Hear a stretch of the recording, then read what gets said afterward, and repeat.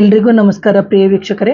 ರಾಹುಕೇತು ಪಥ ಬದಲಾವಣೆಯಿಂದ ಕಟಕ ಲಗ್ನ ಅಥವಾ ಕಟಕ ರಾಶಿಯವರಿಗೆ ಉಂಟಾಗುವಂತಹ ಫಲಗಳು ಇಲ್ಲಿ ಬಂದು, ರಾಹು ನಿಮ್ಮ ಜನ್ಮ ಲಗ್ನ ಜನ್ಮ ರಾಶಿಯಿಂದ 8ನೇ ಮನೆ, ಕೇತು ಬಂದು 2ನೇ ಮನೆಯಲ್ಲಿ ಸಂಚಾರ ಮಾಡುವಂತಹ ಸಂದರ್ಭದಲ್ಲಿ ನಿಮಗೆ ಅಪಾಯಗಳು, ಜೊತೆಗೆ ಪತ್ನಿಗೆ ಅಥವಾ ಪತಿಗೆ ಒಂದು ಆರೋಗ್ಯದಲ್ಲಿ ಏರುಪೇರು ಆಗುವಂಥದ್ದು, ವಿಷ ಜಂತುಗಳಿಂದ ಒಂದು ಕಡಿತಕ್ಕೆ ಒಳಗಾಗುವಂಥದ್ದು, ಜೊತೆಗೆ ನಿಮ್ಮ ನಾಲಿಗೆ ಸಮೇತ ಬಿಗಿ ಇಲ್ಲದೆ ಒಂದು ಬೇರೆಯವರಿಗೆ ಒಂದು ಮಾತುಗಳನ್ನು ಆಡುವಂಥದ್ದು, ಜೊತೆಗೆ ನಿಮ್ಮ ಪತ್ನಿ ಅಥವಾ ಪತಿಯ ಆಯಸ್ಸಿಗೆ ಸಮಸ್ಯೆಗಳು ಉಂಟಾಗುವಂಥದ್ದು, ಒಂದು ಶತ್ರುತ್ವ ಬೆಳೆಸಿಕೊಳ್ಳುವಂಥದ್ದು, ಕೆಟ್ಟ ಜನರ ಸಹವಾಸವನ್ನು ಸಮೇತ ಮಾಡ್ತೀರಿ. ಹಾಗೆಯೇ 8ನೇ ಮನೆಯಲ್ಲಿ ನಿಮಗೆ ರಾಹುವಿನ ಫಲ, ಹಾಗೇನೇ ಕೇತು ಬಂದು ನಿಮಗೆ 2ನೇ ಮನೆಯಲ್ಲಿ ಸಂಚಾರ ಮಾಡುವಂತಹ ಸಂದರ್ಭದಲ್ಲಿ ಕೋಪ ಹೆಚ್ಚಾಗುವಂಥದ್ದು, ಹಣಕಾಸಿನ ವ್ಯವಸ್ಥೆ, ಧನ ನಷ್ಟ, ಕೆಟ್ಟ ಹವ್ಯಾಸಗಳಿರುತ್ತೆ.